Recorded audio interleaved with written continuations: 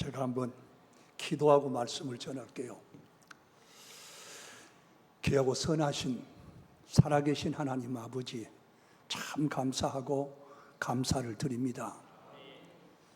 하나님께서 우리 목포교회를 세워주시고 이정태 목사님 담임 목사로 세워주시고 여기까지 이르게 하신 참 감사합니다. 오늘 이 시간은 부족한 종이 하나님의 말씀을 대언하겠습니다. 성령 하나님 기름 부어주시고 감동하여 주시옵소서. 그리고 우리 모두가 하나님의 말씀을 듣는 것처럼 들을 수 있도록 마음도 열어주시옵소서. 예수님 이름으로 기도드리옵나이다. 아멘. 아멘. 저는 시골에서 살고 있습니다. 은퇴해가지고 바로 이 건네요. 제 고향 우리 집터에다가 집을 지어놓고 사는데 올 봄에는 뭐 정원이라고 말하면 너무나 거창하고 조그만 하단 하나를 만들었는데 거기 꽃이 아주 흐드러지게 피었습니다. 아주 좋더라고요. 그리고 우리 집 앞에 데크 난간을 좀 넓게 해가지고 거기다 화분을 쭉 진열해 놨는데 꽃이 굉장히 많이 피어서 얼마나 좋은지 몰랐습니다. 볼 때마다 기분이 좋았는데 시간이 지나니까 그 꽃잎이 떨어지더라고요. 제가 마당을 실면서 꽃잎을 쓰려면서 이렇게 아름다운 꽃도 늙어서 떨어지니까 쓰레기밖에 안 되구나, 그런 생각을 하면서 사람도 그러지 않을까, 그런 생각을 했습니다. 그런데 성경 말씀을 보면은 하나님께서는 샘 머리 앞에 일어서고 노인의 얼굴을 공경하며 내 하나님 여호와를 경외하라, 이런 말씀이 있습니다. 그래서 우리 이정태 목사님이 꽤 괜찮은 목사라 이런 생각을 해봤는데 왜 그러느냐, 괜찮은 목사는 후배를 사랑할 줄 알고 선배를 알아주는 목사가 괜찮은 목사인데, 성경에 있는 것처럼 일반적인 자본주의, 공산주의나 모든 세상에서는 나이 들어지면 쓸모없다고 버립니다. 회사에서도 버리고 다른 직장에서도 버린데 우리 이정태 목사는 언론에 든다 네 분을 여기 소개했는데 세 분 다 훌륭하신 분들입니다.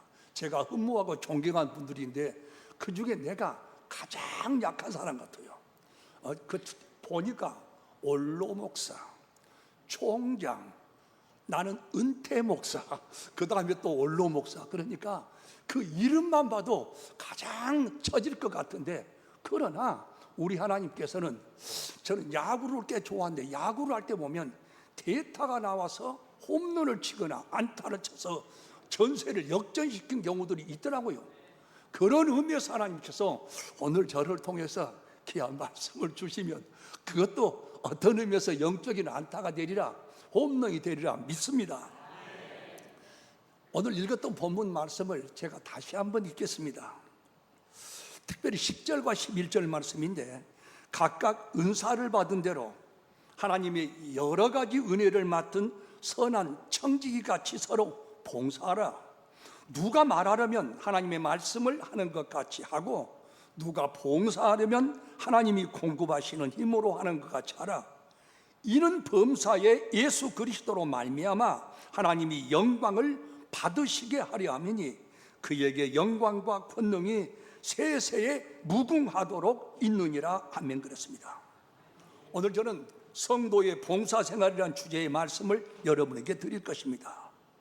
그런데 중요한 것은 성도들이 봉사를 하려면 하나님이 공급하시는 힘으로 하는 것처럼 하라고 말씀을 했습니다. 그렇다면 우리가 하나님이 공급하신 힘으로 봉사해야 할 대상은 누구며, 또 하나님이 공급하신 힘으로 하는 것 같이 하는 것은 어떻게 하는 것이 과연 하나님이 공급하신 힘으로 하는 것처럼 봉사하는 것인가, 이 큰 두 주제를 여러분에게 소개를 해드리려고 합니다.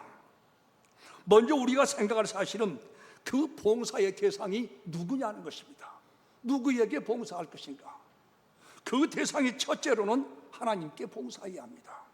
이건 두말할 여지가 없는 것입니다. 하나님께 봉사해야 합니다. 그런데 우리가 하나님께 봉사하는 것은 어떻게 봉사하는 것이냐? 그것은 믿음으로 나타나는 것입니다.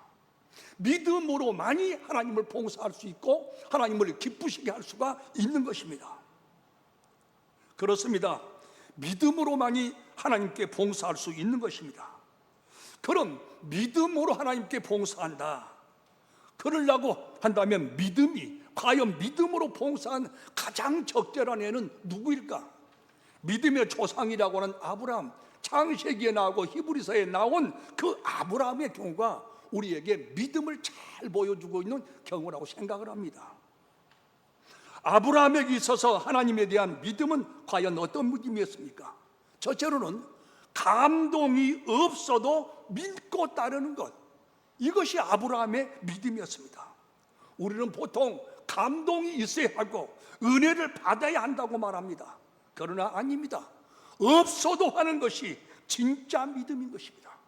감동 있을 때 하는 것 누구나 할 수 있습니다.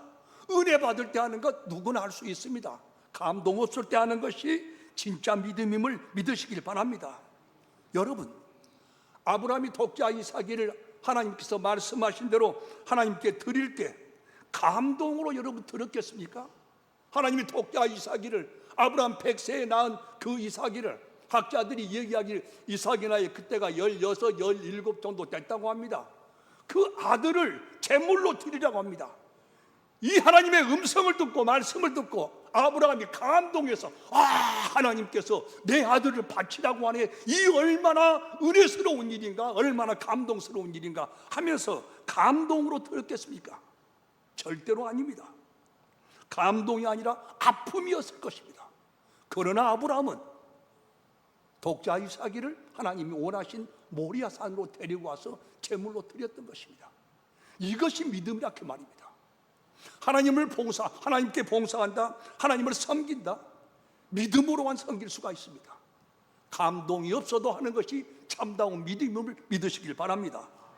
두 번째는 이성, 다시 말해서 자기 생각을 초월하는 것, 그렇게 믿고 따르는 것, 이것이 바로 믿음으로 사는 것이고 이것이 바로 하나님께 봉사하는 것입니다.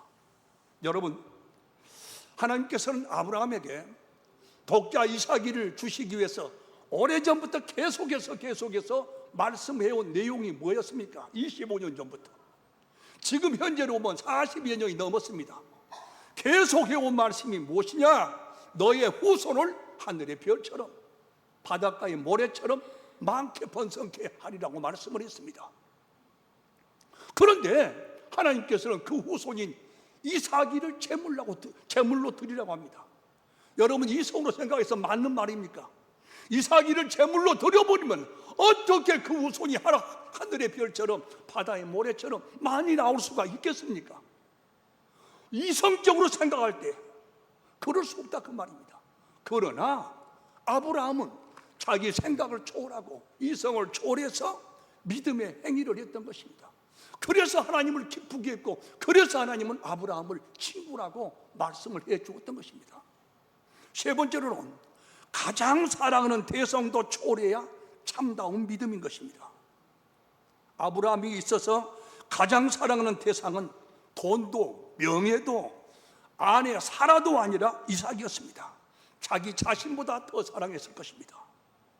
그러므로 아브라함에게 있어서는 이삭이 최애의 사랑의 대상이었습니다. 그래도 아브라함은 하나님이 그 이삭을 드리라 했을 때 그것도 초월하고 가장 사랑하는 대상도 초월하고 하나님의 말씀을 순종해서 믿음으로 드렸던 것입니다. 이것이 바로 믿음이고 이 믿음이 하나님을 기쁘게 하고 이것이 바로 하나님께 봉사하는 거라 그 말입니다. 네 번째로는 인간과 타협 없이 하는 것이 믿음인 것입니다. 한 몸 같은 사라와도 타협하지 않았습니다. 그저 말씀을 듣고 그저 떠났던 것이고 그저 순종했던 것입니다. 여러분, 믿음의 삶은 우리가 은혜 받을 때 서로 은혜를 나누면서 은혜를 북돋우기 위해서 하는 것은 굉장히 서로 하는 게 좋습니다. 그러나 믿음의 결단을 해야 할 때는 인간과 타협 없이 하나님과 나 사이에서만 결단을 해야만 하는 것입니다. 그래서 아브라함은 그랬던 것입니다. 이것이 믿음이더라 그 말입니다. 그리고 마지막으로 아브라함의 믿음의 특성이 무엇이냐? 끝까지 했습니다. 사흘길을 가서 묶어서 제단 위에 올리고 칼을 들었습니다. 하나님이 원할 때가 했습니다. 아브라함의 마음은 자기 아들이지만은 제물로 드리려고 했던 것입니다. 하나님이 멈춰주었죠. 여러분, 믿음은 끝까지 하는 것입니다. 어느 때만이 아닙니다. 우리가 누구를 봉사해야 할 것인가? 먼저는 하나님을 봉사해야 합니다. 무엇으로? 믿음으로 봉사하는 것입니다. 두 번째는 교회에 대해서 우리가 어떻게 봉사할 것인가?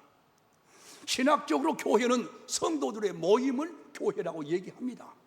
그러나 저는 이 시간에 성도들의 모임으로서 교회보다는 건물로서의 교회도 굉장히 중요함을 여러분에게 말씀을 드리려고 하는 것입니다.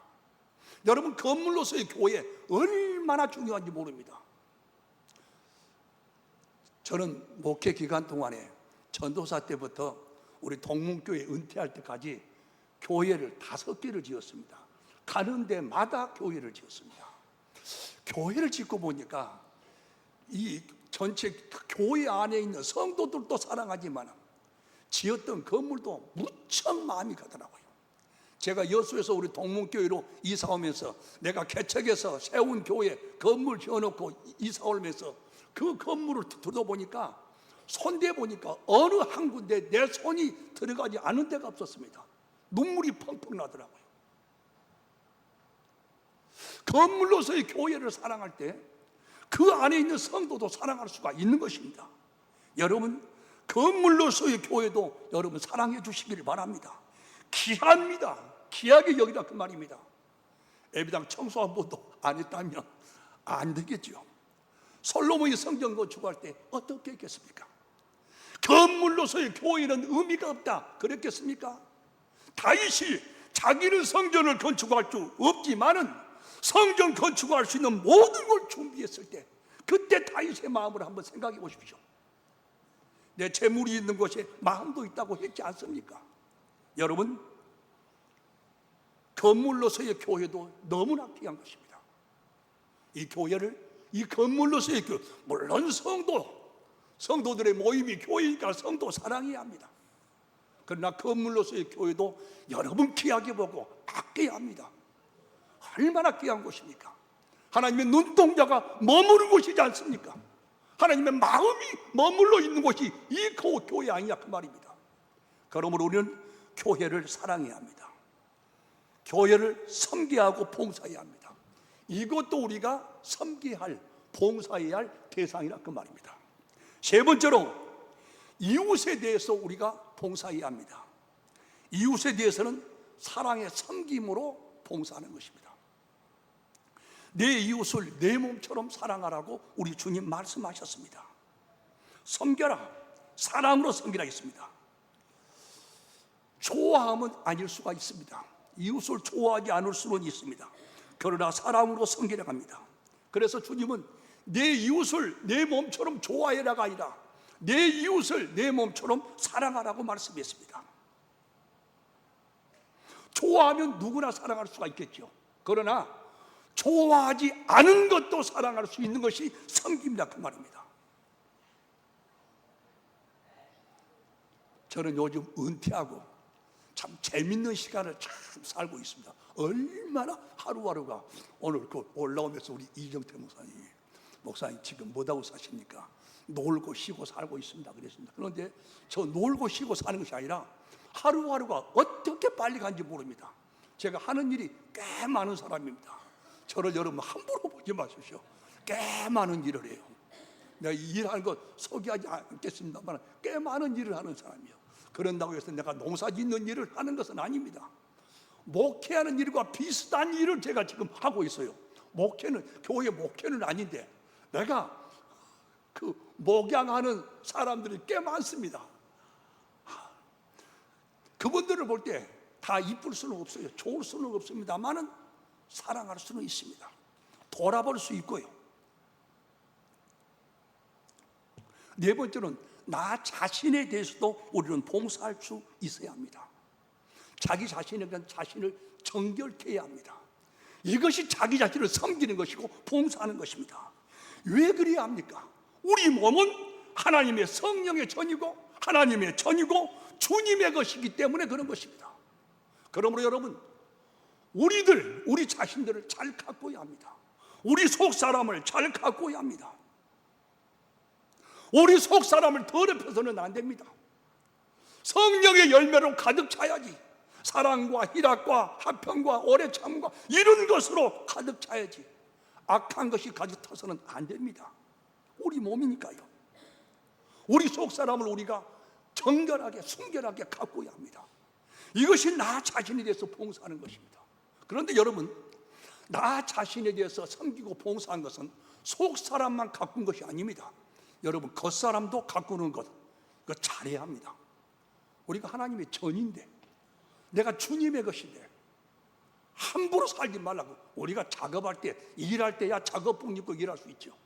그러나 어디를 출입할 때는 내가 우리 목포교회 장로고 권사고 집사고 성도임을 보일 수 있는 그런 예모도 가꿀 수 있는 그런 사람이 되어야 합니다. 저는 그래서 시무할 때, 우리 동문교회 시무할 때 나이 드신 분들한테 늘 얘기합니다. 멋 좀 부리라고. 깨끗이 씻고 몸에 향수도 뿌리고, 그것이 에이다고 합니다. 에이다고. 나이 먹으면 상대방 옆 사람한테 그 안 좋은 냄새를 풍길 수 있지 않습니까? 당신 몸을 가꾸라겠습니다. 당신 것이 아니니까, 주님의 것이니까. 당신이 앉아있는 그 자리가 옆에 있는 사람들에게 향기를, 주님의 향기를 못 나타내봐야 향기라도 좀, 향수라도 뿌려서 향기 좀 나타내라, 그 말입니다. 우리 몸이 주님의 것인데 그럴 수 있지 않습니까? 제가 은퇴하기 전에 꽤 멋쟁이로 소문난 사람입니다. 누가 인정을 하지 않으려는 눈치네. 내가 꽤 멋쟁이로 소문난 사람이, 옷걸이가 꽤 있다는 사람입니다. 함부로 보지 마십시오. 저는 왜 그러느냐? 내 몸이 내 몸이지만은 주님의 몸입니다. 주님의 몸이 지저분해야 되겠습니까? 그래서 오늘 또 오면서 아침에도 샤워하고 다 했지만 또 여기 올라오면서 깨끗이 샤워하고 머리도 단속하고 얼굴에다가 스킨도 바르고 노쇼, 촌에 사니까 얼굴이 시커멓긴 합니다만은, 그러나 최선을 다하고 왔습니다. 내가 주님의 몸으로 우리 목포교회 와서 설교를 할 것인데, 그러고 말입니다. 우리 자신을 섬길 줄 알아야 합니다. 내 자신에게 봉사할 줄 알아야 합니다. 다섯 번째로, 마지막 다섯 번째로, 주의 종에 대해서 우리가 어떻게 봉사할 것인가 정말 생각해야 합니다. 제가 은퇴하기 전에 우리 교회에서는 나쁠 거라고 그냥 괜히 주의 종에 대해서 지가 지 몸 치려고 한다고, 그러니까 괜히 나쁘게 말을 못했는데 은퇴하고 나니까 할 말 다 하겠더라고요. 은퇴 안 했을 때는 체면본이라고 하고 싶은 말이 있어도 못하는데 은퇴하고 나니까 별 말 다 해버립니다. 지난번 우리 동문교회에서 내가 우리 그 담임 목사님 김병기 목사가 코로나가 가지고 갑자기 금요일날, 목사님 큰일 났습니다. 뭐가 큰일 났는가? 내가 코로나를 걸려서 다음 주에 설교를 못하겠습니다. 그러니까 주일날 오전 오후 목사님이 다 해줘야겠습니다. 그래서 알았다 가서 설교했는데 거침이 없더라고요. 은퇴하기 전에는 눈치 봤다니까. 이렇게 말하면 저 사람들이 나에 대해서 어떻게 생각, 그러는데 은퇴하고 나니까 그 전혀 없어요. 거친 것이, 무서운 것이 없습니다. 지금 주의 종에 대해서 봉사하는 말도 지금 나는 거침없어 할 수가 있어요. 이정태 목사가 이 말씀 설교하려면 좀 얼굴이 좀 그럴 거예요. 오그라오고 하는데 나는 할 수 있습니다. 주의 종에 대해서 어떻게 봉사하고 섬길 것인가. 저는 성경에 보니까 브리스길라 아굴라처럼 동역자가 되라는 것입니다. 여러분, 주의 종을 섬기는 것은 동역자가 되는 것입니다. 이 동역자란 말은 헬라 말로 수렐고스란 말인데 말 그대로 동역자입니다만은 더 깊은 뜻이 있습니다. 그건 뭐냐? 꼭 필요한 사람, 없어서는 안 되는 사람, 이 사람이 동역자인 것입니다. 브리스길라와 아굴라는 사도 바울에게 있어서는 없어서는 안 될 꼭 필요한 사람이었습니다. 주의 종들에게 그런 존재들이 되어보시기를 주의 이름으로 축원을 드립니다. 그런 사람이 복덩이고 그런 사람이 은혜 받은 사람인 것입니다. 동역자. 동역자란 말을 가장 적절하게 비유할 수 있는 말이 어떤 말인 거 아니에요? 그저 TV를 보니까 어떤 탤런트가 50살 먹었는데 장가를 안 갔더만. 장가를 가서 자식들 다 큰일로 안 갔다고 그러더라고요. 그래서 가만히 생각했습니다. 그 사람이 왜 장가를 못 갔을까? 유명한 탤런트인데 왜 못 갔을까요? 돈이 없어서? 유명한 사람이 아니어서? 아닙니다. 장가 못 간 이유는 딱 한 가지 있습니다. 그것이 무엇이냐? 짝이 없어서 못 갔습니다. 짝만 있으면 누구나 갑니다. 나도 짝이 있으니까 장가 갔지 않습니까? 그래서 아들 세 놈이나 낳지 않습니까? 저 뒤에 내가 이뻐했던 애기들 두 부부는 애들 많이 낳았어. 많이 참 대한민국에서 정말 상줘야 할 애기들이야. 얼마나 반가워요. 나도 짝이 있으니까 장가 간 것입니다. 아무리 유명한 사람도 짝이 없으면 결혼할 수 없습니다. 그런데 이때 그 짝이 동역자란 말, 순엘고수란 말이 바로 그 말입니다. 없으면 결혼할 수 없는 사람, 없으면 우리 이영태 목사님이 목회할 수가 없다고 할 만큼 그런 사람들이 동역자라 그 말입니다. 여러분들이 주의 종을 섬길 때 한번 그렇게 한번 섬겨보라 그 말입니다. 내가 없으면 우리 이 목사님이 나 없으면 목회를 못하겠다 할 만큼 그런 필요한 존재들이 한번 돼보시라 그 말입니다. 이것이 봉사하고 이것이 섬김이 아니겠습니까? 그런가 하면 엘리사에게 있어서 사르밧 가부처럼 말씀을 전적으로 신뢰하고 순종하는 것, 이것이 바로 주의 종을 잘 섬기는 것입니다. 엘리야가 사르밧 가부에게 가뭄 때 그때 물 좀 달라고 하다가 물 가지러 가니까 나 떡 좀 달라고 한 덩어리 달라고 합니다. 그렇지 않습니까? 그러니까 사르밧 가부가 뭐라 합니까? 우리 집 밀가루 한 움큼하고 기름 조금 있는데 이것으로 마지막 떡에 먹고 우리 아들과 내가 죽으려고 했습니다. 그러나 그걸 만들어 가져오지 않습니까? 어떻게 보면 엘리야가 참 너무한 사람 같습니다. 어떻게 그럴 수 있습니까? 마지막 음식인데.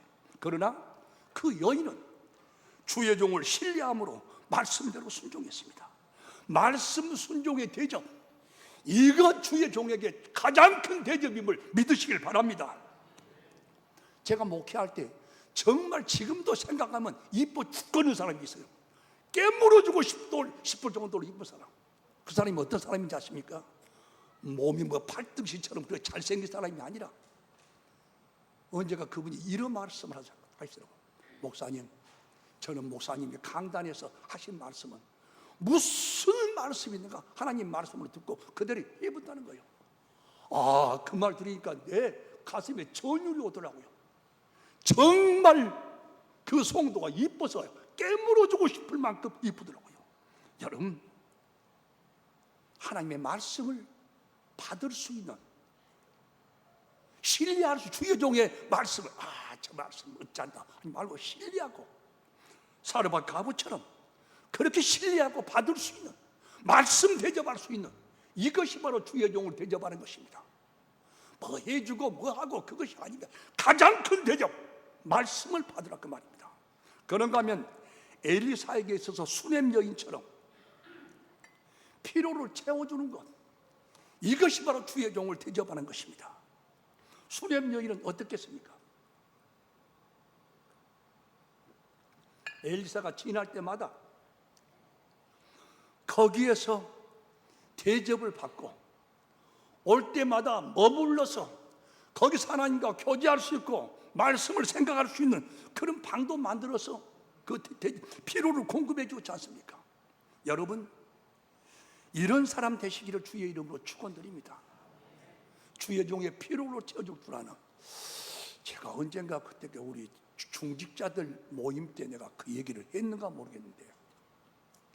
저는 지금도 가는 데마다, 지금은 장로님 되시고 권사님 되셨는데 부부들이, 그애들을 내가 지금도 그애들한테 반말이에요. 그애들 내가 간증을 안 한 적이 없습니다. 어디 가서나 말씀할 때. 내가 여수에서 개척할 때인데 그애들이 각 결혼해가지고 애기 하나, 조그만 애기 딸 하나 낳아가지고 우리 교회를 처음 나왔습니다. 나와서 세례받고 학습받고 세례받고 집사되고 지금은 장로가 됐어요. 그리고 권사가 됐는데, 이 애들이 정말로 내가 잊을 수 없는 애들입니다. 이 남편이 대학을 나와서 설계사무소에 근무를 했어요. 그래서 내가 그 남편한테, 야, 너 남의 밑에 있지 말고 네가 건축사 사무소를 차려보라니까, 그 차리려면 건축사 자격시험에 합격을 해야 되만요. 그때만 해도 그게 굉장히 어려웠습니다.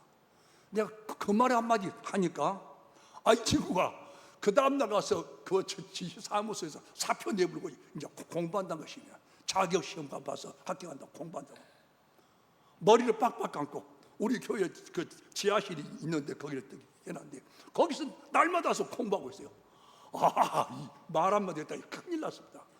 이놈 합격이야 것인데 떨어지면 어쩝니까?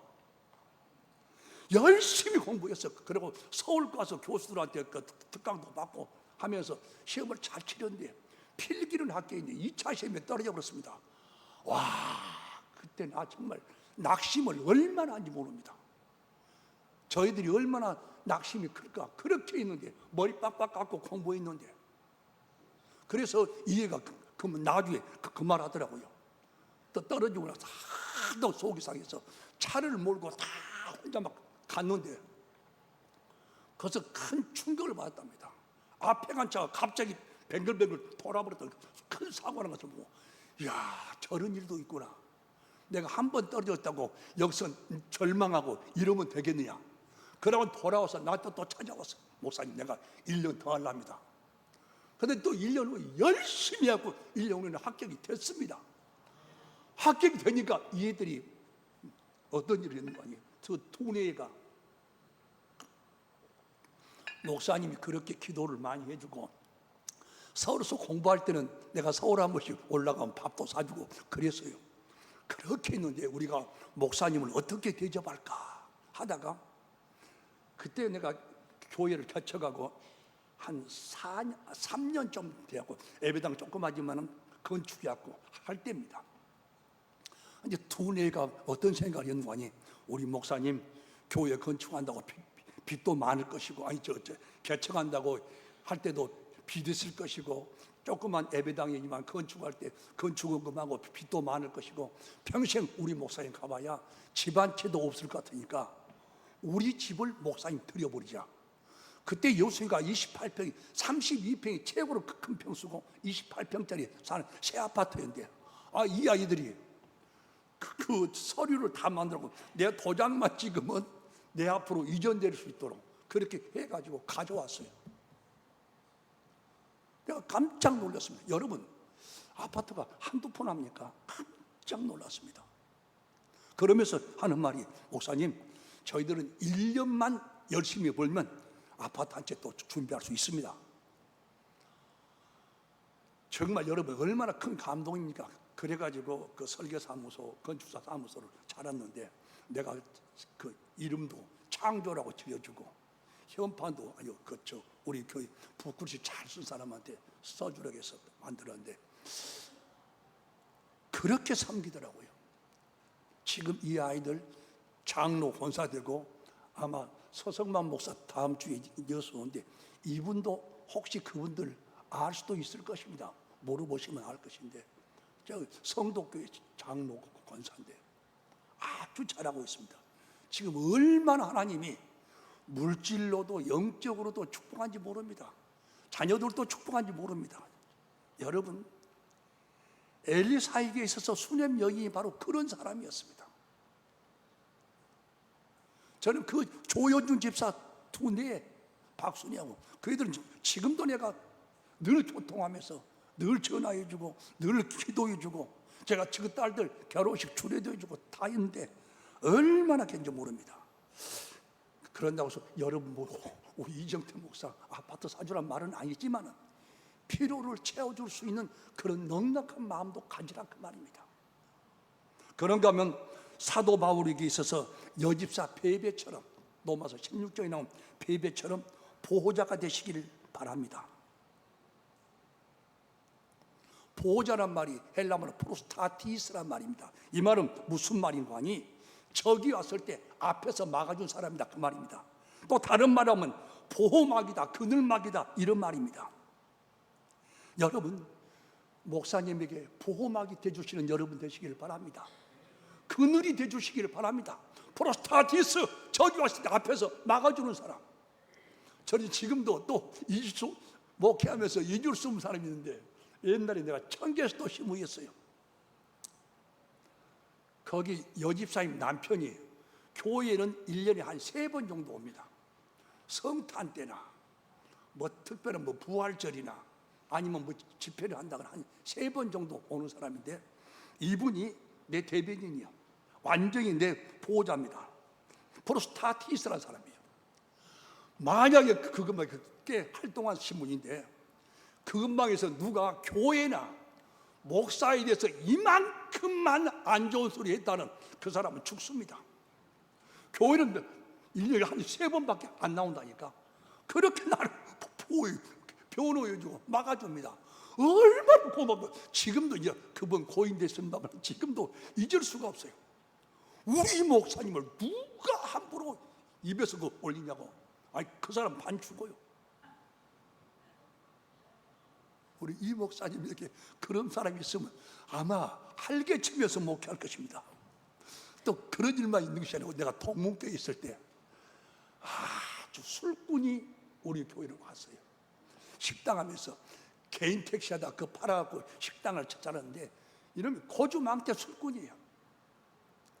우리 교회 다니면서 술 실컷 먹고 뭐 술 취해서 밤중 너무 먹고 목사님하고 찾아오요. 추워 패버렸으면 좋았을 건데 어쩝니까 목사니까 그래서 참았는데 이놈이 그러다 강주로 이사 갔어요. 이사한 게 시원하더만. 강주 겨자식 교회 나갔어. 그러니 한 달이나 됐을까? 밤중도 넘었어. 그때는 1시 다 됐는데 누가 막 문을 옛날에 내가 사택에 교회 옆에 살 때 문을 두드려. 목사님 목사님 본께는 그놈이야. 또 나가서 그 목양실에 들어가서 그놈 얘기 들으니까 지 하소연을 한참 하면서 술 취해갖고 어쩔 때는 목사님 어쩌면 형님 그래요. 그러더니 한참 물고 들다가 나를 착 쳐다보니 오메 우리 형님 얼굴이 왜 이렇게 야이언장 것이요. 얼마나 목회하면서 힘이 들었으면 이렇게 야이언자고 어묵 울더라고. 내가 그걸 보니까 내 가슴이 뭉클하더라고. 내가 그래서 그 다음 주일에 설교하면서 그랬습니다. 우리 교회 장로들 몽땅 있고 권사들 몽땅 있어도 내 얼굴 야이었다고 우는 사람 한 번도 못 봤다고. 근데 술꾼은 울더라고. 나 인간적인 연민을 느꼈다고. 여러분 사도 바울에게서 여집사 베베처럼 보호자가 한번 돼주십시오. 프로스타티스라고 합니다. 그 말은 앞에서 막아주는 사람. 이렇게 주의 종에게 봉사해야 합니다. 그런데 다음으로 이런 모든 일이 하나님께나 이웃에게나 막 교회에게나 자신에게나 주의 종에게 이런 모든 일이 하나님이 공급하시는 것처럼 할 수 있으려면 어떻게 하느냐? 하늘의 지혜가 필요합니다. 하늘의 지혜가 아니면 할 수가 없습니다. 그래서 성도의 봉사와 성숙한 신앙적 삶을 교훈하신 야고보 사도는 야고보서 1장 5절에서 너희 중에 누구든지 지혜가 부족하거든 모든 사람에게 후히 주시고 꾸짖지 아니하시는 하나님께 구하라 그리하면 주시리라 라고 말씀을 했습니다. 여러분 그럼 야고보가 말하는 지혜는 어떤 지혜입니까? 세상적인 지혜 아닙니다. 하늘의 지혜입니다. 이 말을 헬라어로는 소피아 그럽니다. 히브리 말로는 호쿠마. 그런데 헬라말로 소피아란 말은 여러분 철학 공부하면서도 아마 들었을 것입니다. 소피아입니다. 그러면 이 소피아의 지혜란 말이 어떤 말인가? 학문적으로 말하면 사물이나 이치에 대한 바른 통찰력, 종합적인 사리 판단, 사건에 대한 적절한 적응력, 이렇게 학문적으로는 정의할 수 있습니다. 그런데 이것을 신앙적으로 적용해서 말씀을 드린다면 우리를 하나님이 원하신 그리스도인다우게, 하나님의 자녀다우게, 교회 성도다우게 온전하고 구비한 삶을 살게 하는 그 능력, 그것이 바로 소피아의 지혜임을 믿으시길 바랍니다. 그러므로 야고보가 야고보서에서 말한 이 소피아의 지혜는 무엇이냐? 사도 바울의 믿음, 사도 베드로의 소망, 사도 요한의 사랑, 사도 유다의 성결, 이것을 총망라하는 지혜를 말하는 것인데, 이 지혜는 우리 성도들을 영적인 고도에 올려가지고 온전하고 구비한 성도의 삶을 살도록 하는 능력으로서의 지혜임을 믿으시길 바랍니다. 그래서 야고보는 그의 서신에서 어떻게 우리가 구원을 받을 수 있는가, 이것을 말하는 것이 아니라 성도가 세상을 살아가면서 어떻게 하면 하나님이 원하신 거룩을 이루며 살 수 있는가, 이걸 강조 많이 했습니다. 그래서 이론보다는 실천적인 거룩을 강조하면서 우리 성도들을 생명력 있는 신앙으로 이끌어가도록 기록한 진짜 사람을 움직이는 서신이 바로 야고보서입니다. 여러분, 야고보서를 늘 봐보십시오. 얼마나 나를 이끌고 움직일 수 있는 그런 말씀이 넘치는가, 지혜의 말씀이 넘치는가. 그러므로 우리 성도들이 영적인 고도에 올라 진짜 향내나는 그리스도인의 삶, 즉 온전한 봉사의 삶을 사는 데 있어서는 야고보가 말한 지혜가 절대적으로 필요하다함을 믿으시길 바랍니다. 때문에 우리들이요, 제 아무리 성경 말씀을 달달달 많이 외운다고 해도, 우리들이 신학적인 교리에 통달해 있다 할지라도 그것이 생활로서 증거되지 않을 때 그건 한낱 탁상 공론에 불과할 것입니다. 오늘 참 안타깝게 우리 기독교가 세상으로부터 지탄을 받고 있습니다. 그러나 알 것은 그들이 우리 기독교를 지탄하지만 그것들은 괜찮으냐? 아닙니다. 우리 기독교가 세상보다 훨씬 100배나 1000배나 낫습니다. 그러나 그럴지라도 우리 기독교인들이 지탄받는 것은 무엇입니까? 세상이 우리 기독교에 대해서 갖는 기대감, 기준, 이것에 못 미치니까 지탄을 받고 있는 것입니다. 여러분, 그렇습니다. 기독교가 지탄을 받는 것은 기독교가 전하는 복음의 내용이나 신학적인 교리나 교훈들이 잘못되어서 그런 것 절대로 아닙니다. 그건 완벽합니다. 그러나 성도들이 하나님과의 생동적이고도 인격적인 관계에 근거한 신앙생활을 하지 못하기 때문에 지탄을 받고 있습니다. 그러므로 성도는 결코 기독교의 진리를 아는 것만으로 끝나서는 안 됩니다. 때문에 교회에서 갖는 성경 공부나 양육과 훈련의 가장 중요한 목적은 기독교의 진리를 아는 데 있는 것이 아니라 알고 있는 바를 실제로 생활로 살아가게 하는 것, 여기에 목적을 둬야 합니다. 아마 올로 얘기 듣는다, 이 주제 가지고 유명하신 이대 목사님, 김경윤 목사님 모셨고 미말에 나도 이렇게 모신 것은 바로 여러분들이 양육과 훈련, 성경 공부 말씀을 통해서 기독교 진리를 아는 데 그치는 것이 아니라 생활로 살아가게 하는데 능력을 얻게 하기 위해서, 소피아의 지혜를 얻게 하기 위해서 이런 시간을 만든 줄로 믿습니다. 그러므로 오늘 밤 이 시간도 바로 그런 시간이 되어야 할 줄로 믿습니다. 그런데요, 여기서 우리가 야고보가 말씀한 하늘의 지혜, 이 소피아의 지혜를 이해하려면 어떻게 했습니까? 소피아의 지혜를 말한 야고보를 잠깐 알아야 합니다. 그래야 그 지혜가 어떤 지혜인가, 어떻게 그 지혜를 야고보는 얻었는가 알 수 있습니다. 야고보는 예수님의 동생입니다. 그런데 야고보는 예수님의 공생의 기간 3년 동안에 형님이신 예수님을 그리스도로 믿지 않았습니다. 오히려 힐난했습니다. 사람에게 드러나려면 저 유다로 예루살렘으로 올라가야지 여기 갈릴리 총구석에 있냐고 힐난했습니다. 그리고 한 번은 예수님의 어머니와 동생들이 예수님을 찾아왔을 때 제자들이 어머니와 동생들이 형제들이 왔다고 하니까 예수님 뭐라고 합니까? 누가 내 형제고 내 어머니냐? 누구든지 하늘에 계신 내 아버지 뜻대로 하는 자가 내 어머니고 내 형제니라, 이 말씀하셨습니다. 이 말은 어떤 말입니까? 야고보가 그때까지만 해도 아버지의 뜻을 행하지 않았다 그 말입니다. 그런 사람이었습니다. 그런데 어떻게 예수님을 그리스도로 믿었습니까? 첫째로는 부활하신 예수님을 인격적으로 만났기 때문에 그렇습니다.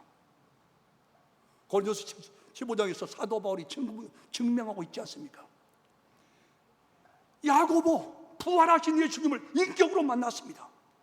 우리도 하늘의 지혜를 얻으려면 예수님을 인격적으로 만나야 합니다. 머리로만 아니라 우리 가슴으로, 머리로 알고 가슴으로 느끼고 행동으로 하는 지정의가 있는 이 인격으로 우리 예수님을 만나야 합니다. 그러시기를 주의 이름으로 축원드립니다. 또 어떻게 이 야고보가 예수님을 그리스도로 믿었습니까? 그의 별명처럼 낙타 무릎에 기도가 있었기 때문에 가능했습니다. 우리도 그렇게 기도합시다. 세 번째는 오순절날 성령 충만 받음으로 가능했습니다. 네 번째로 결정적으로 예수님을 본받고자 하는 열정과 몸부림으로 하늘의 지혜를 얻었습니다. 야고보의 형님이었던 예수님은 하나님의 아들이셨습니다. 하나님이셨습니다. 그러나 모든 걸 다 포기하고 종으로 죽기까지 복종했습니다. 그래서 야고보도 형님 예수님을 닮기 위해서, 형님이지만 그리스도이신 예수님을 닮기 위해서 자기를 소개할 때 나는 예수님의 동생이다 한 번도 말한 적이 없습니다. 하나님과 예수 그리스도의 종 야고보는 그랬습니다.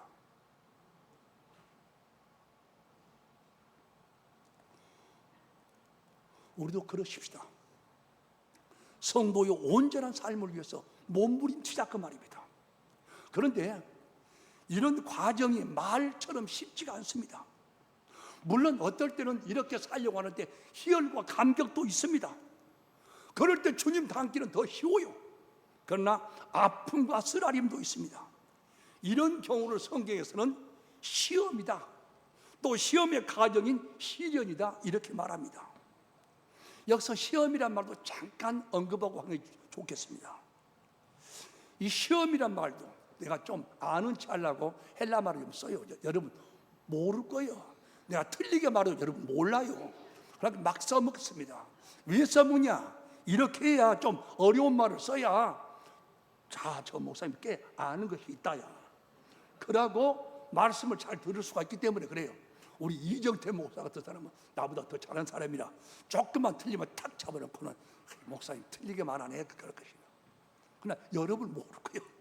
이 시험이란 말이 헬라어로 페이라스모스란 말입니다. 그런데 이 말이 똑같은 시험, 이 페이라스모스인데 두 가지로 사용돼요. 마귀가 이 말을 쓸 때는 우리를 유혹하는 말이 됩니다. 그러니까 성경에서 마귀가 유혹했다 했을 때도 페이라스모스예요. 똑같습니다.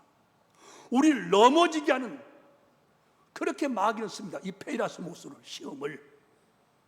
똑같은 것을 영어로 표현하면 템프테이션이겠죠. 유혹이니까. 그러나 하나님께서 이 페이라스모스 시험을 사용하시면 넘어지게 하는 것이 아니라 더 수준 높은 신앙으로 온전하고 구비하여 봉사의 직무를 할 수 있는 영적 고도를 높이는 신앙으로 강화시키기 위해서 이 페이라스모스 시험을 씁니다. 그래서 영어로서는 테스트란 말을 쓴 것이 맞겠죠. 그런데 여러분, 중요한 것은 이 시험이라는 것이요, 내용은 한 가지입니다. 둘이 아니 한 가지예요. 그런데 마귀가 쓰면 유혹이 되고 하나님이 쓰시면 신앙 강화가 됩니다. 여러분, 흔한 우리들의 경우를 한번 살펴보십시다. 생각해 보십시다. 똑같은 시간에 똑같은 목사가 똑같은 설교를 하는데 어떤 분은 유혹과 시험에 빠져서 넘어진 사람이 있고, 또 어떤 사람은 크게 은행 받고 감동해서 눈물을 흘리는 사람이 있습니다. 똑같은 목사가 똑같은 시간에 똑같은 설교를 했지만 이건 왜 그렇습니까? 누가 쓰느냐에 따라서 달라진다 그 말입니다. 그리고 내가 어떻게 반응하느냐, 이것에 따라서 달라지는 것입니다. 바로 반응하면 우리는 승리하는 신앙생활로 영적 고도에 올라서 온전한 봉사생활을 하게 되는 것입니다. 하나님께도, 교회에도, 이웃에게도, 주의 종에게도, 자기 자신에게도 그럴 수 있다 그 말입니다. 그러나 말씀드렸듯이 그것이 그렇게 쉽지만 않더라 그 말입니다. 그래서 야고보는 우리가 그렇게 반응하도록 하늘로부터 오는 소피아의 지혜를 얻으라고 말씀하고 있는 것입니다. 이 지혜, 소피아의 지혜가 너무너무 귀한 것입니다. 그래서 만구의 지혜에서 잠언 3장 13절로 18절은 지혜에 대해서 이렇게 말씀하고 있습니다. 지혜를 얻는 자와 명철을 얻는 자는 복이 있나니 이는 지혜를 얻는 것이 은을 얻는 것보다 낫고 그 이익이 정금보다 나음이니라. 지혜는 진주보다 귀하니 내가 사모하는 모든 것으로도 이에 비교할 수 없도다 라고 말씀했던 것입니다. 여러분, 그렇습니다. 지혜는 이렇게 귀합니다. 이 지혜만이 우리 신앙인을 참 성도로 이끌어주는 것을 믿으시길 바랍니다. 때문에 신앙인으로서 하나님께 이 지혜를 구하지 않고 이 시험과 시련 많은 이 험한 세상을 자기 스스로의 판단과 자기 힘으로만 신앙생활을 하려고 한다면 그는 참으로 교만한 사람이고 어리석은 사람인 것입니다. 하나님의 지혜 없이는 결코 우리 신앙생활 승리할 수 없습니다. 똑같은 문제 앞에서도 하늘의 지혜를 얻지 못하면 마귀가 그걸 써서 우리를 넘어지게 합니다. 하늘의 지혜를 얻을 때 우리는 능히 그걸 이길 수가 있다고 말입니다. 그렇습니다. 지혜는 구하는 자만이 얻는 것입니다. 하나님께 구하면 하나님은 후히 주시고 기쁘게 주시고 꾸짖지 않고 주시는 것입니다. 그러므로 여러분, 기도합시다. 구합시다. 그러면 좋은 것을 주십니다. 지혜를 주십니다. 그래서 우리 주님은 마태복음 7장 우리에게 기도하라고 권면하면서 7장 11절에서 너희가 악한 자라도 자식에게 좋은 것으로 줄 줄 알거든 하물며 하늘에 계신 너희 아버지께서 구하는 자에게 좋은 것으로 주시지 않겠냐라고 말씀했습니다. 그런데 여기서 중요한 말은요, 주님께서 말씀하신 좋은 것은 똑같은 사건을 말씀하면 동행구인 누가복음 11장 13절 말씀 보니까 주님은 구하는 자에게 성령을 주시지 않겠느냐고 말씀했습니다. 그러므로 좋은 것이 성령이라 그 말입니다. 그러므로 모든 시대, 모든 세대, 모든 성도들이 구할 것은 좋은 것인 성령 충만을 구해야만 하는 것입니다. 그럴 때 지혜의 영이신 성령님은 하늘의 지혜, 소피아의 지혜를 우리에게 주시는 것입니다. 그리고 그럴 때 우리는 성령이 주시는 소피아의 지혜로 영적 고지에 올라서 하나님께도 교회에도 이웃에게도 주의 종에게도 자기 자신에게도 성도의 올바른 봉사생활을 감격으로 할 수 있게 되는 것입니다. 그래서 모두에서도 말씀드렸듯이 사도 베드로는 본문 10절로 11절에서 각각 은사를 받은 대로 하나님의 여러 가지 은혜를 맡은 선한 청지같이 봉사하라. 만일 누가 말하려면 하나님의 말씀을 하는 것 같이 하고 누가 봉사하려면 하나님이 공급하신 힘으로 하는 것 같이 하라. 이는 범사 예수 그리스도로 말미암아 하나님이 영광을 받으시게 하려 함이니 그에게 영광과 권능이 세세에 무궁하도록 있느니라. 아멘. 이렇게 했던 것입니다. 이제 말씀을 정리하면서 되돌아가 봅시다. 우리 성도들의 봉사생활은 하나님께는 믿음으로, 교회에게는 사랑하고 아끼고 헌신으로, 이웃에게는 사랑의 섬김으로, 주의 종에게는 동역자로 신뢰하고 필요를 공급하고 보호막으로, 자기 자신에게는 성결과 순결을 이루어서 정금 같은 성도가 됨으로 나타나는 것입니다. 그러기에 우리는 하늘의 지혜인 소피아가 절대로 필요합니다. 그런데 이 소피아의 지혜는 힘써 기도로 구할 때 성령 충만으로 성령이 주시는 것입니다. 그래서 이 지혜를 하늘의 지혜라 이렇게 말하는 것입니다. 그러므로 우리 모두도 오순절의 초대교회 성도들처럼 성령 충만받아 소피아의 지혜를 얻어서 우리 모두 영적 고지에 올라서 승리하면서 하나님께 영광과 존귀를 드린 멋진 성도의 봉사생활로 감격으로 사는 여러분 되시기를 주의 이름으로 축원을 드립니다. 축원을 드립니다. 기도하겠습니다. 귀하신 아버지 하나님, 감사하고 감사합니다. 어떻게 우리가 봉사해야 할 것인가, 누구에게 봉사해야 할 것인가 하는 말씀을 이 종이 두서없이 전했습니다. 정말 바라고 원하는 것은 하나님, 사랑하는 우리 성도들이 초대교회 성도들처럼 구하고 구해서 성령 충만 받게 하여 주시옵소서. 성령이 주시는 소피아의 지혜를 얻어서 참다운 봉사생활 잘하게 하여 주시옵소서. 그래서 신앙생활이 감격이 되고 섬기는 생활이 기쁨이 되는 그런 은혜가 있게 하여 주시옵소서. 하나님 바랍니다. 부족한 종이 말씀을 전하고 돌아가겠지만 정말 바라는 것은 전한 말씀 가운데 단 한 말씀이라도 우리 성도들에게 은혜가 되어 있으기를 정말로 바랍니다. 그래서 더 아름다운 신앙생활을 하게 하여 주시옵소서. 그리고 우리 목사님이 목회할 때 더 기쁨과 감격으로 하실 수 있도록 복내려 주시옵소서. 예수님 이름으로 기도드리옵나이다. 아멘.